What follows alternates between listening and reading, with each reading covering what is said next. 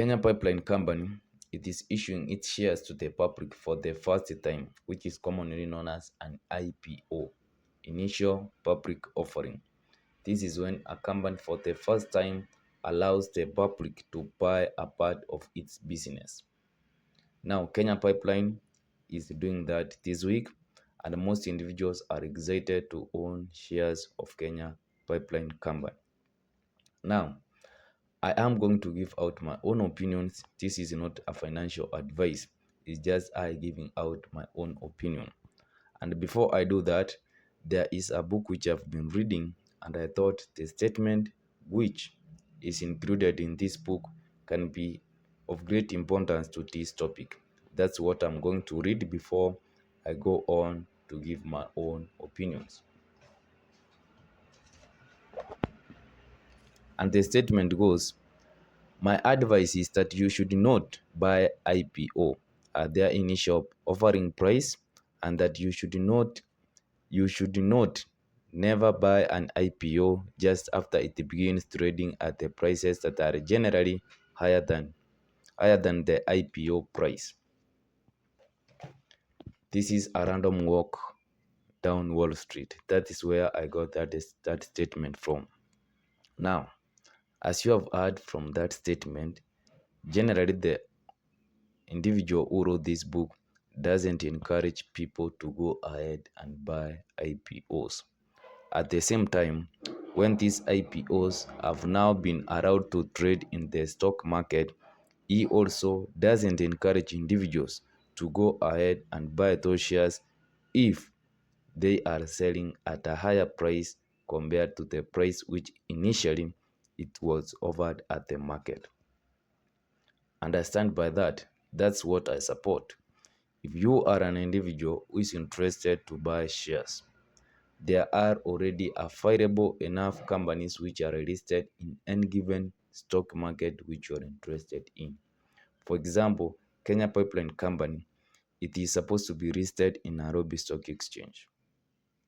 And if you are not aware of the companies which are available within Nairobi Stock Exchange, there are more than 63 companies which are listed in Nairobi Stock Exchange.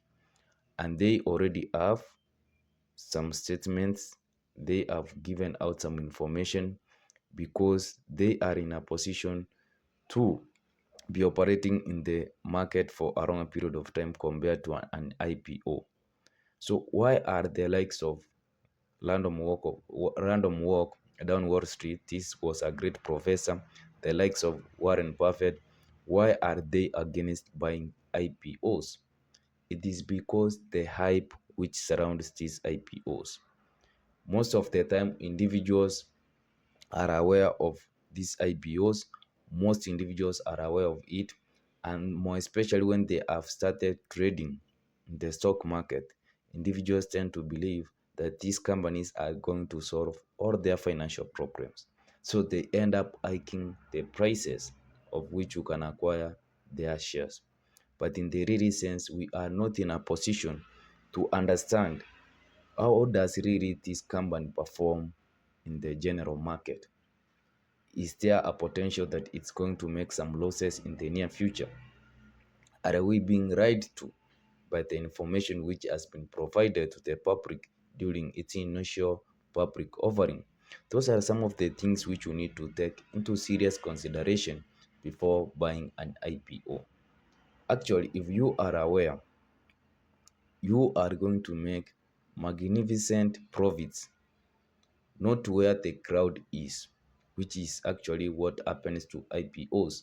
Every person tends to know that an IPO is supposed to be in the market.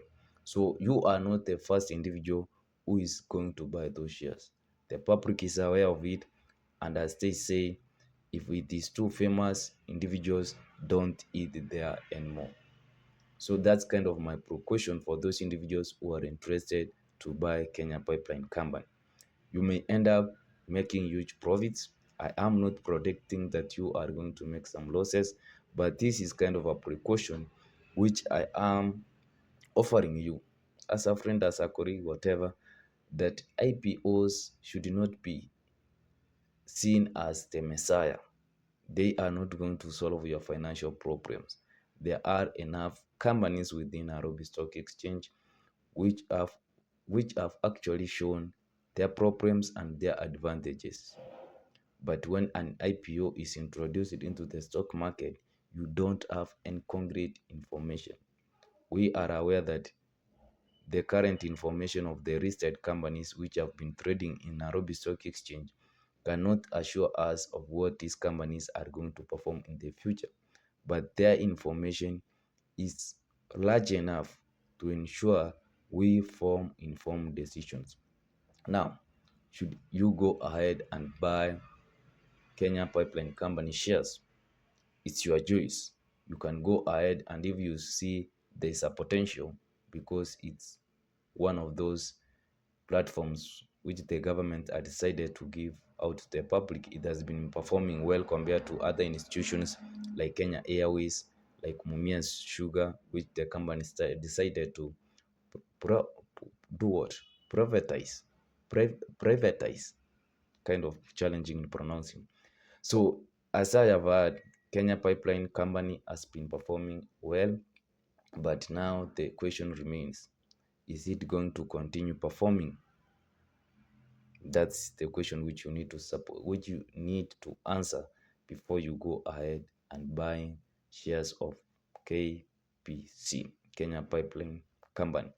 It was offering at 9 shillings per share. So if you have, and the minimum amount which you are required to buy at the IPO is 100 shares. So if you have 1,000 Kenyan shillings and you want to go ahead and invest in Kenya Pipeline Company, you can just go ahead and buy those shares. But if I were you, I will stay away from this company for the time being.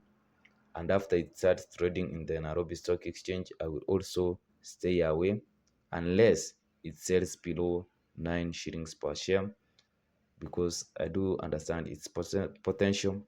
But for now, I'm just staying away. What are your thoughts? Are you going to buy KPC shares, or you are waiting for some time for individuals to forget if the company existed in the first place?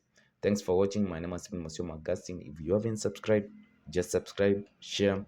I would like your thoughts. Are you going to buy 100 shares of KPC, Kenya Pipeline Company? See you in my next one. Keep smiling.